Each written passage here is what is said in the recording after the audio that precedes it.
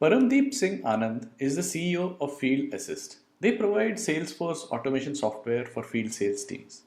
And a common friend, Rashmi Kapse, recommended that we record a smartcast with Param.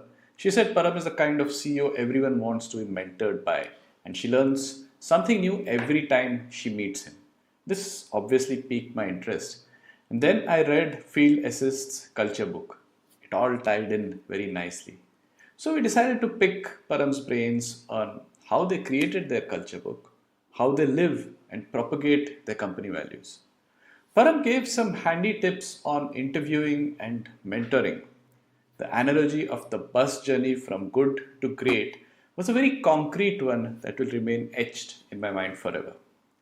If you're a founder thinking about how to build your company, you cannot afford to miss this. So, welcome, Param. Welcome to this CTQ SmartCast. Thank you. Thank you, Harish. Glad to be here. Yeah. So how we got introduced was Rashmi Kapse on LinkedIn said, the one person that she wants to hear from is you, because every time she meets you, she learns something new. So we said we had to get you onto this CTQ Smartcast.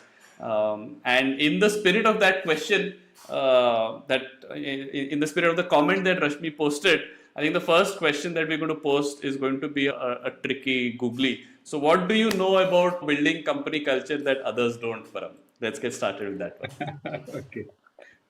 I can't comment on others, honestly. I think because I'm learning from a lot of people, so can't comment on that. But truly, one thing does stand out. Culture is like a tribe, and it is generally not considered tying it up with the company goals, the tribe thing.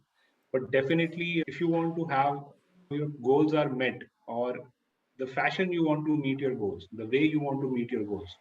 For example, we have an insignia, we call it as a bus, boarding on the bus going from good to great. Now, if you're onboarding the bus, our whole scenario is that, okay, we have to reach a destination, no doubt about it. Okay, we have to reach it faster, first, or whatever reason on the way we want to reach it. But the whole thing about the journey is, if it is the journey is also very important for you, then you cannot ignore the culture part. Okay, having the joyful, interesting journey, and in fact, the culture, what I feel is that businesses do have a lot of importance in the ideas, but when you put your team above the idea, that is where you may get plenty of ideas, and you may not want to just stick to your original one. You may reiterate, correct, and chart out the own course. So the famous or the famous analogy which I take in my company is like, you have onboarded the bus, okay, you have a destination, but if the people on the bus accordingly and they figure it out, okay, let's not go there, let's go something beyond it, or somewhere which is on the way we figure it out, it's better for all of us. So when you put people over the product, we have this concept of three P's: Right. people, product, and profit. So when you put people over the product, so actually you flourish and you land up somewhere which you may not have even imagined.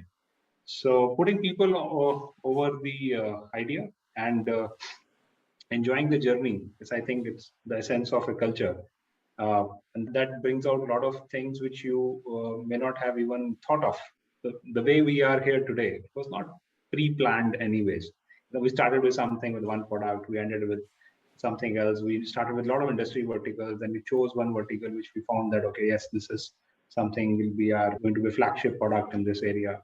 And then on the way, there were so many things which were happening, and they were happening because one thing was consistent, that we want to work with people. No, that's not something we don't want to reach somewhere and just reach alone. And so if the fetus is able to create an impact on the lives of the people at a personal front, on a personal growth front, that's what I feel also as one of the objective achieved. Somebody who joins Field Assist and after 3 years, 2 years, that person is quite changed, and he or she feels the impact what has been created, and it's told by the family members. It's observed by the family members, observed by the peer group. I remember somebody came to my office 3, 4 years back, and he wanted. It was an interview. He said, "I said, why do you want to join Field Assist?" He said, "That guy said, then there's a batchmate of mine. Okay, he was not the guy what he is today.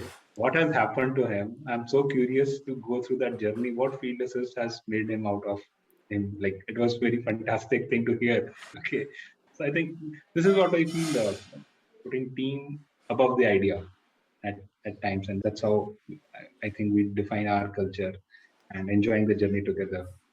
But of course, with the right set of value system. So when we're talking about tribe, a tribe is bounded by or it's governed by a certain set of values.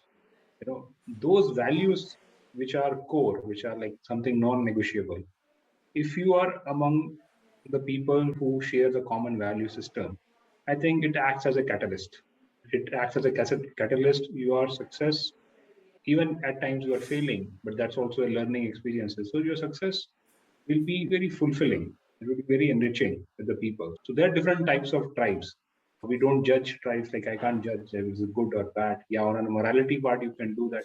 But even the group of gangsters also have ethics. They also have the tribe thing. Right. And they stick to it. They adhere to it. Similarly, a tribe having that shared culture value is somebody, what we feel that everybody on the planet has a talent. Absolutely, everybody. Nobody is devoid of talent. What we look for is, can that talent flourish in a certain set of environment or not? If that person is at the end of the day feels that made a very positive contribution to the company and to himself or herself, and has been not having a lot of self doubts or not having a lot of frustrations or something, when we talk about, let's say, work life balance, something after the work, when people say okay, it's over now and it's a different life altogether starting, that's something which we see that okay, that person may not be able to enjoy something or just doing the job as the way the job should be done. Okay, that's also very good. It's not at all against anything of that sort of, but we feel that because we're a very young company, and altogether in a very young company, we want people to invest in themselves. It's not about being in office in long hours, but being in the office in, take advantage of all the infrastructure given and invest in yourself. And you need not invest in the same subject what you are studying or what you have a job profile. You can invest something different, but ultimately if you are happy, you are growing, then you could even figure it out your own path. And there's no single path is there that okay, you are from here, then you have to go here, and then you have to go here. We have so many examples. While even onboarding the new people, they came up for a different job profile, and I diverted them. And I said, your strengths are more aligned to this profile. Are you open? And similarly, internally also, this has happened a lot many times. So that way, I feel that the culture is above the processes, about the policies. The culture, if it is about using the good judgment, you use a good judgment. You do not penalize the whole company just because somebody goofed up.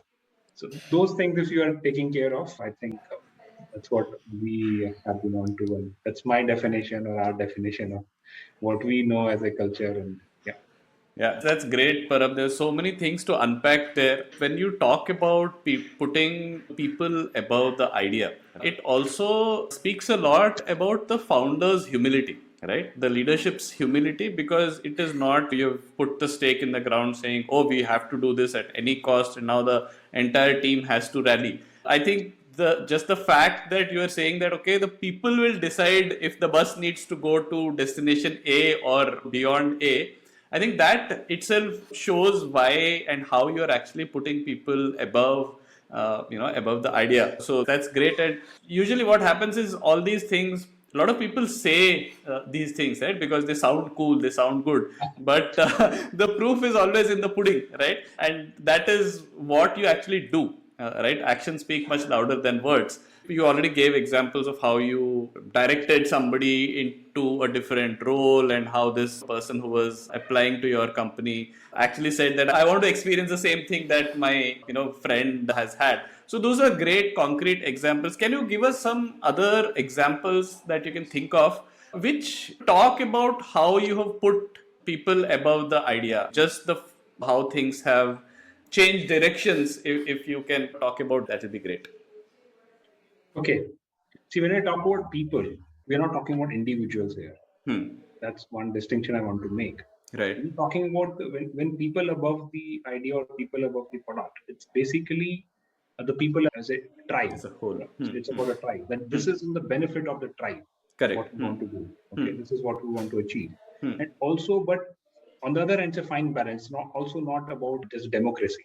Okay, it's not Yeah. about like I want bus to go there, other person say I want bus to go there, then bus will not go anywhere. Okay, but the whole point when we say is that it's not a dictatorship kind of environment. Okay, you have to do this, so means you have to do this. Okay, it also depends. It's such a vast topic.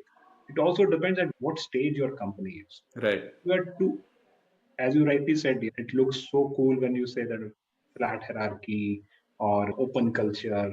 It does look cool, and but we have to see to it it's a right balance, the mix of it. You can't run companies just by the whims and fancies, or somebody may have a less experience or may not have that kind of a exposure or the risk taking capacity. But the only idea when we say that people above the product is that welcoming, collaborative, or inclusivity was there, that we are open to hear what is that you are saying, so that altogether the actual result what comes out is much better, and much the solution is much rich, so much better, because we did not consider that angle. So it's not one individual over the team or over the people. Right. You do need an alpha male, or do need a driver. That's for sure. But it's also like, how do you take people along? Okay. And at many times I do say this, कुछ चीजें जान के चलो, कुछ मान के चलो. You can't learn everything and then decide. Okay, you Right. have to have a leap of faith, and you can't just take a blind jump also. So you need to Correct. have knowledge as well. But so if you do this mixture, this balance, but it is not without people. You can't do it alone. So when nobody in our company, we have so many leaders, so many managers, nobody can do it alone. And if they feel they can, actually we feel that you are overcommitting. You may not be able to achieve what you wish to achieve in the manner that we wish to achieve. That's why I'm saying the journey is also important. You may have a burnout, okay, or you may feel that it's very overwhelming, and but it's a well-known fact that one person, whatever that he or she can do, if there are more people, the ultimate objective, if it is all about your own ego, okay, this is what I did or what I want to do, and this is what I feel is the best. Okay, so if it is about the ego, then you won't go anywhere further. But if you are talking about empathy, when you talk about again people over the idea, it's basically openness and the empathy. You may get a hybrid solution, and you get it at times, not at times, many times you get this. And then you realize also that humility part, that okay, I was so stupid. I didn't consider this angle at all. Right. Or I was just talking in my head while I'm listening to somebody. So we do say that empathy is that you are very much deep listening, but it is not that okay, whatever you want to say, I know my solution, so once you finish it up, I'll just vent out my solution to you. You may say whatever you want, but I have already decided. Okay, that's not the case. So that's the case when you say the people over the idea. So idea is there, it's Right. a respect is there, but let's listen if there's something could be more. But the balance has to be very important. You, in the name of the culture today, sorry to say, but I see so many posts, so many things on LinkedIn, which are which practically, if you say, it can make a lot of entrepreneurs feel guilty. I don't follow all these kind of things, okay? But even so, but you have to just take it with the right. Many things will not apply to all the organizations. When you talk about open culture, like it sounds very cool in the tech world, but you go to, let's say, where a lot of blue collar jobs are there, you have to have a good discipline ensured. It depends which country you are in. Okay. Right. Uh, and you have to enforce policies because you want to ensure that the whole tribe remains intact, but this way or that way, because it is a larger interest. And on the other hand, say we as a company, we don't have timesheets. We have in the last 7 years, we have never got into any attendance marking system. So no time in, no time out. I remember when we were just 5 people, so it seemed okay. We can see each other. When we became 20 people, then also the same thing happened. But a lot of consultants and HR coaches I used to meet when we were 50 people. They said, okay, some stage or other, you have to get into this mode. I said, okay, let's see how far we can go on this. And then 50 people, then 80, then 100. 100. Now we are 150 plus. The same thing remains. Okay. Great. And everybody is saying, how is it possible? Because at times I used to get into a lot of, okay, something we are doing great. Wow. But at times, this is all what we are building as a culture of trust. Right. That we trust you, that you will take your own accountability, you'll not cheat us, or you'll not abuse the system. Okay? So at times we have got these instances where people have been abusing the system. But later, sooner or later, that person himself or herself actually moves out, or it's like that person will be odd man out among the others. So it Right. automatically it will happen. It may Hmm. take some time. Okay, it's like an Ayurveda. It takes time for the root problem to be figured out. But shortcuts or something, if you have to enforce, it has to be taken. It's like if you are in a bad situation in a health, you have to take allopathy. You have to take allopathy. You Right. have to go into a surgery. You have to go to a surgery. Correct. But the intention is that okay, let's prevent this from the next time. So you take a very retrospective approach, introspective, and that's how the hiring also is something very important. There have been super people who are fantastic in their IQ or in the skill what they are bringing onto table. But only thing is that we feel that person and we may not flourish because the aspirations of that person or the why factor of joining the company is very different, and we respect that. So even at the cost of losing the business, the time to market, we have put people above because we don't want anybody to set a wrong example or an example, not right or wrong. I'll say an example which we do not wish to follow. Right. Right. So Yeah. that way again, this thing comes people over the idea or people over the product. So at the cost of losing the business, at the cost of losing the business, and it has happened many times that one a very senior leadership or a senior position guy, he wanted to quit, and everybody in my team was the not to lose him, retain him at whatever cost, because we lose money or we lose business, and we have commitments to our customers also. But I could see that person was so unhappy because he wanted to do something which was not aligning, and he was not in the right mental state also. He said, "How soon can I be relieved?" And I said, "Okay, fine, you can relieve just now. You're free just Right. now." Because in the system you're gonna stay, you're gonna be unhappy. You're gonna make other people also unhappy. Okay, and you have done such a wonderful work so far, but now the demands are different, or your own personal aspiration are different. Let's not have any baggage or ruin anything of Right. what you have built just because you might not be liking it and you might be becoming a bit not so conducive to the culture. So let's plan it out today. And everybody in my leadership team was like, "Why the hell you did this?" I said, effectiveness is gonna be long term. Right now we're gonna lose, but with that person, I remember after even exiting, has been a great help, a well wisher, okay, of Fearless is a brand ambassador of Fearless in so many terms. Right. I think that is all about enjoying the journey in the bus. Correct. Important. You may reach somewhere a bit late, Right. but maybe at many times you reach a better destination what you had imagined. So Right.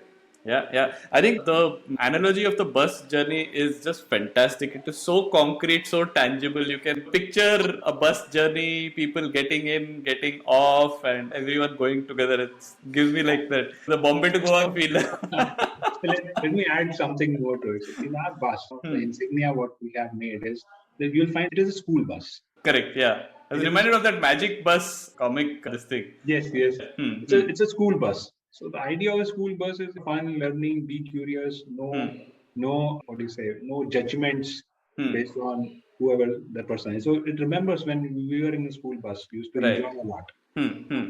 So many friends, Correct. and just being there with them, and it was like we used to so happy and complete in ourselves. So the idea again is curiosity, Right. being very curious, being humble, being curious, be childlike kind of thing. So that is the whole idea of a bus, and we have been expanding our bus. We have been expanding our bus, but another important piece, one of the books which I was quite inspired by, the Jim Collins, Book to Great. Right. Important piece is that right person with the right seat. Correct. If the person is right, but the seat is not right, Hmm. then things will not go the way you would have imagined. Right. So it basically at times in many positions when people are in our organization, automatically, logically thinking that people are growing, it means they're becoming managers. Hmm. Hmm. But that's a new seat for them. Hmm. People have failed miserably over there. Hmm. Hmm. Being an individual contributor, they were like doing fantastic things. Hmm. Hmm. But when you, and it's one of the example, Correct. Hmm. there are many people who have grabbed their seats when Hmm. they say, okay, this seat is vacant. Hmm. Let me grab it because I feel I have it in me. Hmm. And they have grown like anything in our company Hmm. because they say Hmm. seat is vacant, I'll go over there. Hmm. So this whole concept that the right person who's basically onboarded on the bus Hmm. Hmm. and then finding a right seat until the time the seat is not there for that person, even though the person has been onboarded, the person may Hmm. stand, Hmm. but we'll Hmm. create a new seat even if we have to. Right. How long a person can stand in a bus? Correct. But that person will be given a seat. And Hmm. many times people create their own seats also, which Correct. as the organization is growing. So Hmm. many times people say, okay, what is my success path? Hmm. Hmm. What is my growth path in the organization? Where do you Hmm. see me 3 years, 4 years down the line? Hmm. Hmm. And I say that I don't have an answer. Hmm. But where do you see yourself? That's more important. And it could be in a true spirit of a entrepreneurial culture that Hmm. you will create your own seat. We know Correct. that you are right person on the bus is expanding.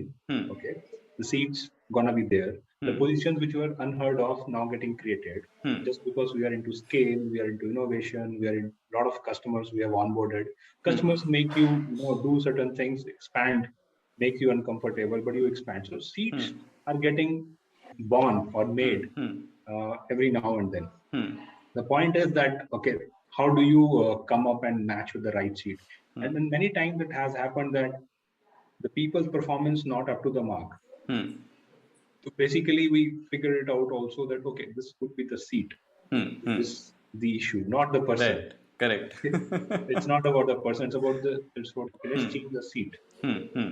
And many times people say but they want to stick to that seat. Hmm. Okay. And then we have to say, okay, it's not that you can't have the seat also and not the performance also. We understand that your performance is an issue, but maybe because of the seat. And when we Right. talk about seat, to deep dive a bit more, it's about the expectations. Hmm. Hmm. And exactly, it's not about expectations also, it's about expectations mismatch. Hmm. Hmm. So that is the word. When one of our fresher who came up from a campus we joined, and he said that people have so many expectations. My parents, my manager, my expectation from myself, Hmm. the Hmm. expectation should be dropped. Hmm. It should not be there at all in the Hmm. life. I say that that sounds very impossible. I think the right thing is the expectations mismatch. Hmm. That is what which creates a lot of issue. If you have Right. an expectation that, okay, this much is delivered, this much will be deliverable, but your manager is saying, no, I want this much. And then there's a good discussion that can I not. Then manager says, no, I'm giving you a challenge, do it, try it out. Hmm. I think you could do it. And the person buys it. I think he's trusting me, so something must be there. I trust him. Okay. So now the expectation has been set that Hmm. I will do something beyond what I'm doing today. So that is the Right. expectation matching. Correct. Correct. Rather than just sticking to myself and then person says कि आप कर नहीं रहे हो, आप कर नहीं Hmm. रहे हो, आप कर नहीं रहे Hmm. हो, and then that person says कि हो नहीं रहा है kind of. Right. Hmm. Now Hmm. that will create that kind of a not so conducive atmosphere. Hmm. So Hmm. coming back, when they say expectations mismatch, and then it's basically the seat Hmm. Hmm. analogy which I'm talking about.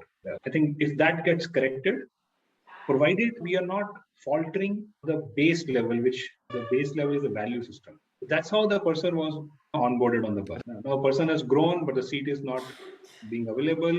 Hmm. That could be a challenge that we do not have a seat now. Correct. Hmm. Hmm. An issue. Hmm. Shall we create the seat if it is not getting created also? At Hmm. times that also will happen, Right. because you're ultimately there are external factors also. Hmm. Hmm. You are in a bus, you are on a road. What if the Hmm. road is very bumpy? Correct. Hmm. Very bumpy. Hmm. And what if there could be certain heights you have to reach? You Hmm. have to make some adjustments. Hmm. And the kind of ability you need, Hmm. better to invest and get it developed before such situation happens. And that's why one of our core value comes change. And when we Right. talk about change, anybody, when I ask in our CEO culture session, which I do with every new joinee, Hmm. and I tell them, okay, what is your understanding about change? When everybody says change is a constant in life, change is something you cannot escape, and change is perennial. It's not changing, will not survive. I say, okay, think beyond it.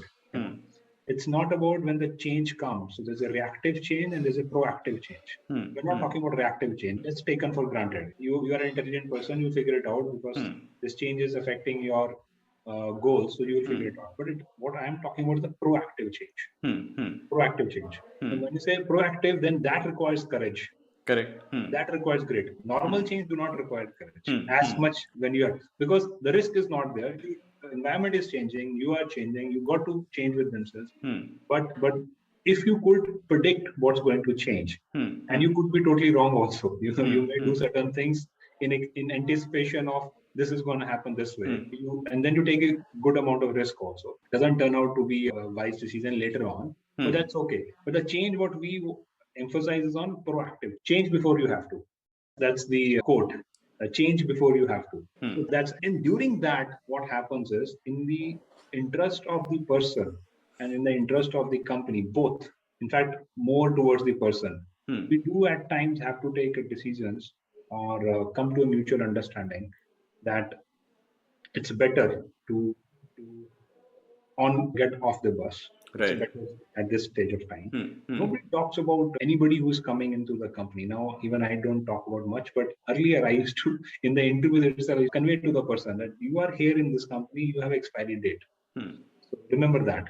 You're not here for the full, you cannot be here just without expiry date. Now, what I meant by the expiry date was that it's not that you have to really go off the bus. The point is that the bus will grow bigger, new people gonna come, new roles gonna create. If you're not reinventing yourself, correct, then that will be a challenge. So many times my other senior leadership said that don't talk about the expiry dates because the interview people get frightened. And now it's my first day, and then this guy is saying you have an expiry date. I said, don't interpret in the wrong manner. The expiry date is that you need to be constantly changing or reinventing yourself. So either be a forced change, but we wish that has to be proactive change. Right. Yeah, fantastic, Param. I think more and more as we are speaking, I'm getting to know more about the company and the company's culture. But a big part of me knowing the company culture was also the culture handbook that you have on your website, right? So I wanted to talk about that. How did you come up with that? What was the process like? Can you talk to me about that? Okay. Thank you for asking that. The culture book was conceived in 2017. Okay. And we were that time maybe just 30 people, 35 people, even lesser. And that was a kind of a proactive thing which I could figure it out. When a lot of people are saying your culture is going to be this right now because you are very small people, you are a candid. But once you grow, it will be a challenge. You'll not be able to do this or that. But I got a bit scared also. Yeah, okay, if you have to do certain things like this, then of course, if you see, you do not want to lose the essence of something which you have created. So generally, you will write it down. So whether you talk about Vedas or Granth Sahib or whatever, document it. So you can refer back anytime you are lost or you want this to be scalable. You have to get things documented, and then you can refer back. And I tell you it many times, in almost every time, whenever I go through the culture book, I myself get new understandings or dimensions because your life stages are changing. For a fresher and for somebody for a seasoned entrepreneur, life will be at a different stage because of personal factors, whatever other factors. The understanding you're going to get from there is going to be very different. So at times it becomes a culture book becomes a very good reference for anybody, even if Param is not doing something in a context to the culture book. That becomes good feedback, and I want people to be very vigilant, so that this does not get destroyed or this does not get you do not get delineated or you have to course correct. And this culture book was something even a lot of people ask that can I take your culture book? I said you're most welcome. You can take the culture book, but you can't develop the culture. It's you can read, you can press people that this is, but so they said, okay, how to go about it? I think you have to discover it. So culture book was not amalgamation of the best of the things in the world. And Param said, "ये अच्छा लग रहा है, इसको लगा देते हैं यहाँ." No. It was all about the discovery process, who we Right. are. Correct. And when we started with the discovery process, actually culture book writing, overall, it would have taken me 8 to 10 months. Because there's a lot of other things also going. It was a slow process, but a very concrete one. So each Right. word, each quote chosen, and we have a very interesting way of communicating in the culture book to the anybody who comes on board. It's a dialogue. A Right. person who follows these culture values, we call it V2, valued values, and somebody who's not able to follow, who do not wish to follow. That comparison, what we have given in the verses, a person who will be following this in this tribe, that person will flourish like anything. But somebody who will not be following, that person will be losing out, depletion of energy or some tension, some stress, and may not be able to grow. So just figure it out for yourself, what kind of person you are. And there's a dialogue being written for each culture value, that a person who will be following will be thinking like this, will be saying these things, and somebody versus somebody who's not following this will be. So the whole culture book was made in such a way that people are able to understand. Though people do appreciate about the design aspect of it a lot, but I tell them when I get on the session on the culture book with the person, at times one value explanation with the pictorial and everything, it takes more than 40 minutes just for one value. It's quite deep. It is very deep. But that whole process, what are who we are, and what defines us, what is the common value system which we have, and so that we do not have to worry about, okay, this is like fundamental, this is like the core. So we do not have to worry about, okay, we are growing and then what is to be changed. Other companies have got something interesting as a culture, let's copy it. So this was all that very original, and it's not something like which other people are not doing, I think. But it's not about always being unique. I think the uniqueness comes in your execution part, Correct. not just the idea part that we have a culture. I was inspired when I saw the HubSpot culture book. Right. It was very long. It was that time about 100 plus slides, but Correct. very well explained. I really like that. Even the Netflix has a culture Right. code. They're very impressive. So those things were, I took inspiration from that. Such thing, if it exists, it can be a very beneficial tool. It can bring efficiency. It can, people can have their own self-awareness that, okay, do I belong to this tribe or do I not belong to this tribe? And not everybody is going to be fit on the bus. Some people may say that you're driving too fast, and some people may say you're driving too slow. Right. Okay, so whatever.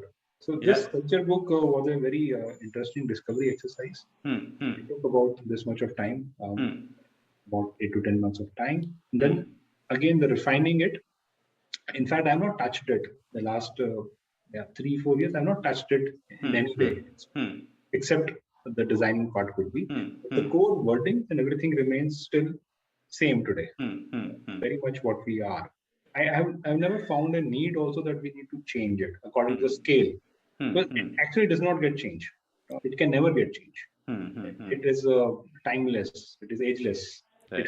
it will propagate like that only. You may add certain things like upon the context at sometimes should change, but the core value does not change. The context means because, as I said, at times what happens, let's talk about inclusivity as one cultural value. When you are just 10, 15 people, everybody has an opinion. You have a time also to take everybody into consideration. But imagine if you are a 200 people company, you cannot take everybody's opinion. And you have representatives who can give their contribution. And then at that time, whether if it is a crisis situation or if it is some opportunity, then what you do is that you just make sure that you are not losing it out on any important opinion or a perspective. Okay. But as I said before, the democracy will not work. You have to have a combination of a dictator. What we have learned from our mentors is democracy is something. It's important to have an important decision making part. It's important, but when you have to execute it, it has to be a dictatorship. Okay, you can't execute things in a democratic manner, and you can't take decisions in a dictatorship manner. So decision Right. making can happen in a democratic manner. It's a famous management concept by Dr. Ichek, Adizes. So the world famous management guru. And this is what, and we could feel it out. So yeah, sometimes we were forcing ourselves in spite of becoming bigger, and we were losing a lot of efficiency, and we were forcing ourselves just that we want to follow this. Okay, but that the meaning, you have to see that it may not be the same when you are, the how part of it can change. The why part of it and the what part of it can remain constant. It should not, it should never change. But the how part of it can definitely get changed, and which may be beneficial overall. Otherwise, you may take months to take a decision, or you want to, in the name of inclusivity, you can do blunders actually. Right. Similarly, in the name of empathy, people get confused with sympathy and empathy. They do get confused a lot. Very simple thing. Somebody going with a very bad face in personal life and not able to perform in the company. Now, that person will be talking a lot that, okay, I do not have this, I do not have that because the issues are going, I'm mentally disturbed and all. So when you talk about sympathy, that person says, oh, let me do your work. Okay, or let me take care of you at this point of time. But when you talk about empathy, okay, you understand that person's situation, you understand what situation company is, and then you say, okay, let's have a win situation. I may not be able to eradicate your personal issue, and I may not, I do not have that. This is your issue. You are the best person, but at the same time, it cannot be at the cost of the people. Because of you, there could be many people suffering. At times, definitely, can there be a better, solution? Because as I say, people is above. It's not about single one person. So people are above everything. If it is impacting because of one person, if it is impacting a lot of people, then we have to have an empathy that, okay, maybe you take a break, okay, or maybe you delegate this work, or maybe somebody can get and take care of it for a time being. Meanwhile, you figure this out on your own. But if you are in a sympathetic manner, you may pity or you may show that, okay, let's forget, let's do something else. But when you're empathetic, and the same reciprocal has to come from that person also. But Right. okay, the other guy, the company is thinking, how do I get my thing sorted? I also have to think. Okay, and then many times it becomes a very good hybrid solution which comes up. Okay, very good hybrid solution comes up. Now, that is the difference somebody needs to understand between empathy and sympathy. And as I said about the change also, about inclusivity also. Right. We have another core value, automate. We Correct. believe in automation. But you have to be considerate that not everything has to be automated. There has to be certain threshold. Otherwise, automation may lead to much more inefficiency in terms of maintaining the automation, or just by saying that, okay, automate is our philosophy, let's automate. That may not be a practical solution. Right. Automation, you have to keep it in the back of the mind, definitely, so that anything you are making it scalable. But in your experiments, when you're doing small experiments, you don't think about scale. You think about effectiveness, whether it's working out or not. But then you do keep in mind that you can't operate just like that. You don't have to do a donkey work. Then you have to go beyond it. Initially, it's fine because you're figuring out things. But when it is figured out, now you scale it up. So that's how the context has to be understood rather than blindly following it, Right. what's written in the words. So that's a very scary thing about culture book also, because people may think of it as a writing on the wall. That's how you need to communicate or over Right. communicate. What does this mean? Correct. Otherwise, you can actually get you can actually become superstitious also, Right. because it's written over there, so I have to follow it this way. Correct. But there are many dimensions to it. So culture book, it's a reference and it's a guide kind of a thing. But that's why I'm also compiling a story bank of field assist. Great. A lot of stories are there, a lot of incidents happen. And right now, the next version of culture book is like each culture value with a lot of actual incidents and stories, so that you can understand it better. Right. Right. Right now, I could figure it out that there's a need for the next evolvement. Now you have so many people and so many different age groups. So, for example, if you and me are the same age group, what a marriage means would be quite similar to both of us. Okay, Right. what it means will be both similar. But somebody who that just pass out, marriage could be a very different. The word remains same. Correct. The context changes. Okay. So in that scenario, once you are growing your culture, you can't stick to those limited set of writings what you have made, because in your head, in fact, in my head, for example, many things will be very sorted.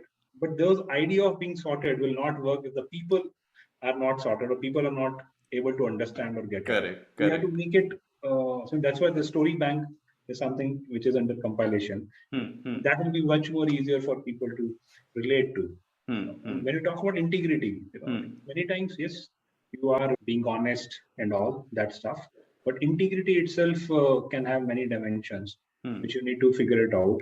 That basically what we mean is, even if you have committed something, let's say, which to you was right at your heart, and this is I'm doing with a full honest intent, but it may get perceived that this is what you have done is something, a breach of it, then you do have to have a good judgment. Uh, what was the intention of it? Was it first time? Was it like every time? Are there more incidents regarding this? Or was it so was it done intentionally for some personal benefit? Or was it done intentionally for a larger benefit that I thought that then those things needs to be checked upon, uh, and that has to be more well defined, and it is endless, so you need a guardians of culture. The culture book alone cannot do anything. You need Right. guardians. Correct. You Correct. need people who would understand the context of it, who will keep on debating. You don't want Roberts in the process, fitting in the culture book, Right. okay, in, not fitting in the culture book, out. You don't Right. want that kind of Robert. Many people come and they enhance your culture by adding another dimension to it. They bring certain things as they might be following the innovation, and they bring it on table and they create it. And other thing is, we don't expect everybody to be 100 out of 100 in each core value. It is impossible. Right. It is impossible. So these are the things, and a culture book also you need to keep. Otherwise, it will be incomplete. You have to have a Correct. good judgment. You have to have guardians of the culture book. But yes, you have to have a culture book also. It really Right. helps. Yeah, yeah. Paramdeep, I think what's going to happen is if we continue, we're going to have at least a 4 hour long discussion on these topics. But I'm going to forcibly cut myself short here. I'm going to go to the next section, which I wanted to talk about. Now that you've created this culture book, right? Two things that immediately come to mind is how do you get your newcomers to the organization? How do they ramp up on your culture? Basically, your culture book is based essentially how you think at field assist. That is what you're talking about. So how does someone from outside quickly ramp up in understanding how should I behave, how should I take decisions when I'm at field assist? The most important thing I would say that rather than somebody trying to adapt culture book, it is just that somebody has to be a bit more self-aware that whether I'm resonating with it also or not. That is so following a culture book is not a should not become a stress for somebody. Correct. Am I following? Am I not following? Forget about it. The culture book is a kind of a reference, but it should not be. It's like your body. There lacks of function going on in the body. You are not bothered about that. But if something happens, which there's a pain somewhere, then you take care of it. So culture is something like that. You don't talk about culture day in, day out. We are this, we are that. Keep on giving the pills to the people. Read this, read that. But the point is that it just happens. But there are certain guidelines, or you can say, or that somebody is deviating. That person being self-aware can come back to it on its own, or we guide that person. So in the interview process, we have a discovery thing. Okay. No, it's not assessment alone that you are right or wrong. It's about the Correct. discovery, who the person is. So that kind of it, that whether that person is uh, open to feedback, open to change, open to is highly coachable or not. Those are the aspects we give a lot of value to, and the kind of journey that person has taken itself will talk a lot about the kind of value system that person is following. It is not a exam to be passed. Correct. Many times I've seen it during the online interviews also. When I ask people to tell about the core values, immediately that person will say all 1, 2, 3, 4, 5, 6, 7, 8. You will figure it out. Okay, he's prepared well. Okay, or it's something in front of him. At one point, my senior leader, he also pointed out, "Are you reading it out from somewhere?" He said, "Yes, sir. It is there right now in front of me." I said, "Okay." There's no harm in doing it. Absolutely, Right. you should be doing it. But it's more of a self check Correct. whether people find it very attractive. But living that thing, you need a lot of guidance. So that's why when you're hiring, it's given in front. See for yourself. First thing. Second thing, we also take people through a behavioral we believe in one kind of a. Have you heard of Enneagram? Enneagram is something which we follow. There are a lot of people follow MBTI or they follow Right. Calipers. A lot of things get followed, a lot of psychometric. But this is not a psychometric kind of thing. It's a very beautiful discovery tool of one own self. So we use that as well. And once the person is onboarded, then of course I explain that person. So each person has a CEO round, and we explain through that person. But I don't explain it the first week. I have an interaction, but the culture round or the culture book explanation will come after 2 to 3 months. Because once you have experienced it, then I don't have to tell much. Correct. And I congratulate people that you're here because you're already following this. It's not that okay, something to be mugged up and followed. Okay, this is something you are already following it, just to make you more aware. Right. Then figure it out. If even Param or any other co-founder, any other senior leadership or your colleague is not able to follow this, you should challenge it. Is it in line with our culture value or not? Okay, those awareness only we want to increase. Right. So that people either will say, okay, this is not the type of company I want, or somebody will say, okay, this is the type of company I want. So there's self-clarity, then Enneagram thing which happens, and then once you are in, it's again more awareness whether it's being followed or not. Correct. Yeah. So the second question, Param, is that the whole surfacing of this culture, right? Like the stories that you talked about.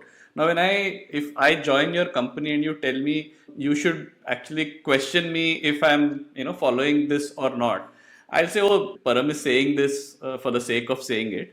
But if I see someone actually doing that, or if I read about or hear about somebody having done this and that person is still in the company, then I know that boss, he's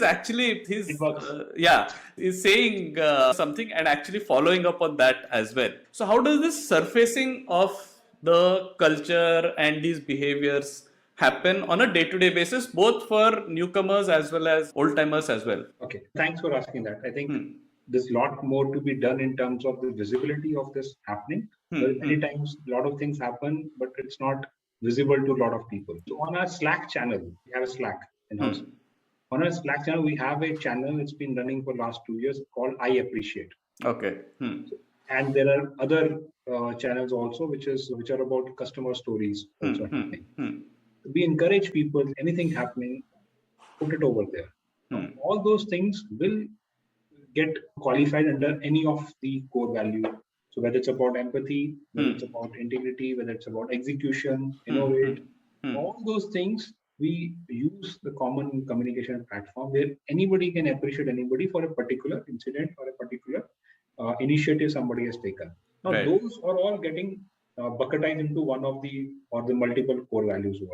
That itself makes people that, and a lot of people are not always about senior leaders who are doing this, peer level people.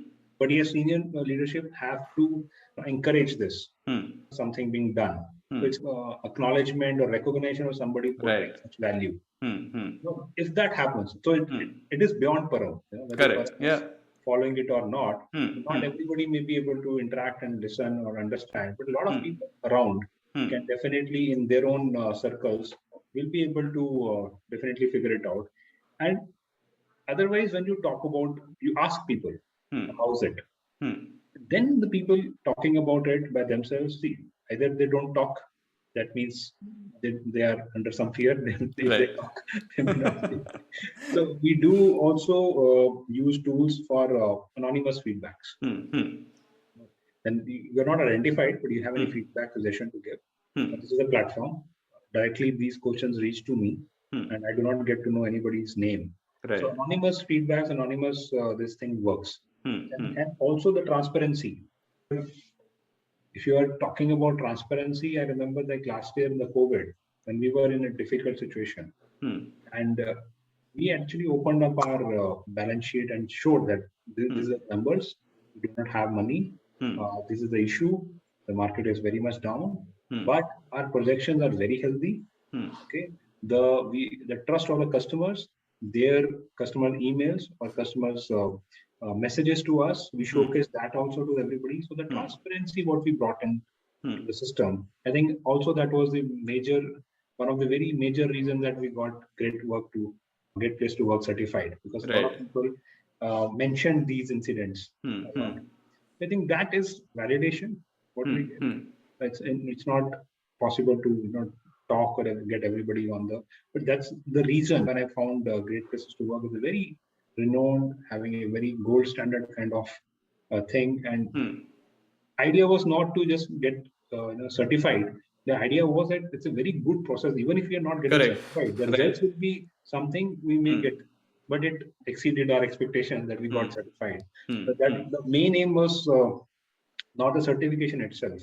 It was the outcome. The idea is, okay, let people. So we used to conduct a lot of ESAT service. 2020 we did, in 2021 also we did, and then in 2019, 2020, and 2021 we replaced it with this survey of Great Places to Work.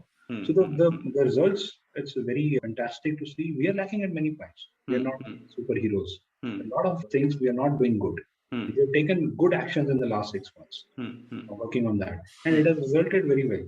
And similarly, one example could be last year we did a very healthy appraisals of the people, though the appraisals were delayed. But in 2020, when we did a good appraisals of everyone, and it was more of an emotional decision rather than a financial decision, because people have worked like anything in the organization, and we have actually been able to, our headcount doubled in the last 1.5 years. Our growth rate has been really good. We were like blessed with so many industries which could not flourish, but we have been flourishing. And the whole credit goes to the people. Right. Ultimately, it boils down to people. And nobody told them you are exhibiting this value or that value. Everybody was doing whatever they could, and we were transparent enough, and then we appreciated them in a way. And definitely, I didn't see that, okay, how much is going to affect the bottom line. I said, we have to do it, we have to do it. And that resulted in a much higher top line later. Right. So these are the things when I think people do see, they do see and observe, and then take proof is in the pudding. Proof is in the pudding. Yeah. Yeah. Param, one question I had was, are you remote first now? Did anything change post March 2020? And how did that play out with the whole culture? Was it easy, difficult to influence people's behavior and convey what you want and think? How was that over the last year and a half?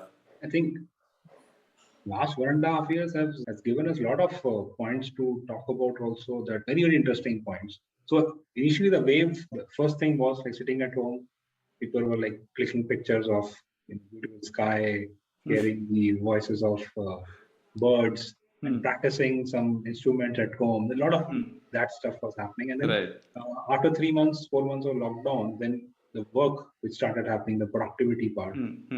We saw that there's an increase in productivity because commute is not happening, this and that. Then slowly things started in a way that people are getting into a lot of, there's no distinction between work and office. Burnouts are happening. Okay. Now people want to come out of the home. A lot of them, they want to join office because they want to meet people. I think it was a whole sinusoidal curve. And what I could see that, of course, it's not remote first all only, and it's not also like fully office. Okay. Depends. There are people, I encourage youngsters to be in the office. All the freshers, I encourage them to be in the office, because in the last 2 years they have not been to the college campus also. Right. They missed out a big part, which is like we have been very fond of, or very proud of, the last final years of. Correct. And coming over here, I have been encouraging them to join office, and now we see a lot of freshers, they join office and they feel the difference. They feel a big difference in their learning curve, in the growth path. Whereas there are people who are seniors and they know that their output is increased because they have been through an office culture. So they come on and off. Right. We're not forcing people to be there until unless there's a project which requires war-like room structure. It's online. If the processes are very set, it's good. Correct. But once you are in a startup or in a high aggressive growth path, the communication lag can hurt. And I'll tell to everybody in the WhatsApps and too much of calendarization or Google Meets and all. Extreme of everything is a poison. And WhatsApp, definitely I could see people not able to read emotions. I encourage that do the calls, at least hear the voices so that you Correct. understand the tone. WhatsApp you cannot, or you have to use a lot of emoticons to convey. I'm just joking, something like that. So now I think we have offices opened up. A lot of young energy is there who wishes to be in the office. They crave for to be in the office, the parties and the on-sites. We have done three off-sites in the last 3-4 months. We have been to various places. People enjoyed like anything. And they could feel that vibe sitting at 2 a.m. in the morning, the Right. campfire or sharing stories, learning from each other. I think that kind of a bonding definitely people miss. But we also have the advantage of remote location, uh, Right. productivity, whatever it could be. We do staycations also. People go to Manali, work and also enjoy. Those things are encouraged. But we Right. have a good learning curve, as I think with any company in the world. I think extremes are not feasible. You can't be Correct. fully this or can't be fully that. Depends on the context. There are people who are Right. doing it much more beyond even the pandemic struck. They are remote since last 10 years. It's a Right. group of small people and Correct. they're different multi-location company MNCs working. So things are working out there also. In our context, I've just explained what has Right. been working Yeah. good. That's great. For a couple of last questions, more of a personal question for you. What are other interests that you follow? We've learned a lot about your thinking around company culture and how to run a company. But other interests that you follow, reading, shows, hobbies, what interests you? Yes, definitely. I'd say reading is something I'm very much onto. And reading in a lot of forms, blogs also, newsletters, books. In terms of hobbies, I would say, yeah, listening a lot in the classical Gurmat Sangeet and playing with my kids, something that of the mind. Hopefully that does come. But the interest, what has been developed by me in the last 2 years is psychology. Psychology is something which has really intrigued me a lot. And because it was, I don't know, it was the need of the hour, Correct. need of You the stage of the also, life. yeah, yeah. So those things I'm quite intrigued and been exploring a lot. And Yeah. more than learning a subject, I think I'm learning about myself. What triggers me to say this? What triggers me to say that? Right. Why did I get angry or why did I get anxious? What is making me, go gaga? What is that? What actually is the behavior? So in the last 1 year, I've been onto a habit or hobby, you can say, of the journaling part. So Okay. journaling is something which I've been quite consistent about. Yeah. Oh, great, great. Yeah. And clearly you are also applying those lessons from psychology at your work. I think it is applying to my own self. Yeah, yeah. Which is benefiting your work. Manifestation does happen. Correct. Yeah, yeah. Any books, podcasts, people that you would recommend to, say, founders who are looking at improving or getting better at building culture in a company? Any recommendations that you would give? One book which has really influenced me is The Good to Great. That is Mm-hmm. by Jim Collins. Hmm. Apart from that, there are so many books. In fact, many books I start reading, but I drop them out. Somehow, the effect in our context. So, in fact, in the last 2 years, I have reduced reading. I've been very selective reading. Okay. Okay. Unlike before, Hmm. read everything. So, one book I would recommend could be The Stillness is the Key by Ryan Holiday. So that is one book, and I've been reading it very slowly. That's something to be absorbed. Stillness is the Key is another book. Depending on the stage of the person, let's say fresher or something. Sometimes I really like Wings of Fire by Dr. Kalam. Very humble and his autobiography is very good. I think, yeah. And apart from that, I think nowadays there are so many book recommendations are there. Almanac of Novel, which I've gone through it. That's really fantastic. Quite a different dimension he opens up. Very fundamentals, but very interesting. Yeah, yeah. Great. Thanks a lot, Param. But before you go, we're going to ask you for your hot take on certain things. So basically, we want you to give your hot take on what is the future relevance of these things? Okay. So the first one that I'm going to ask you about is, what do you think is the future relevance of the freelancer or gig economy? Future relevance.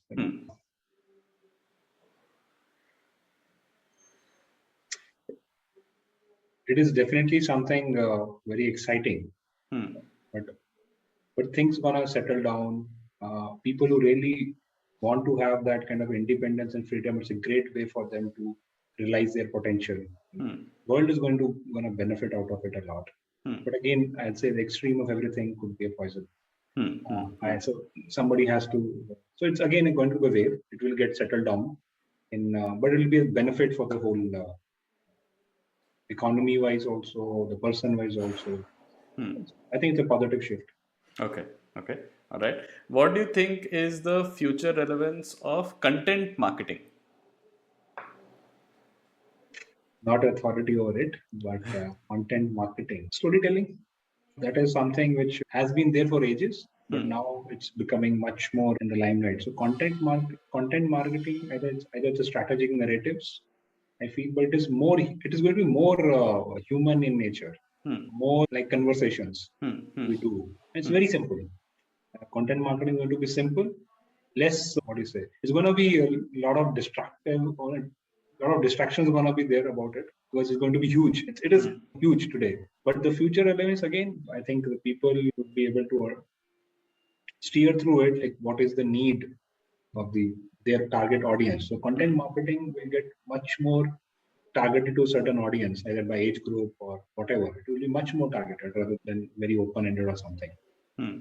More targeted through storytelling, touching human emotions. So it's going to be about not just mentor said, not about the brain part. It's going to be about heart part. Okay. Okay.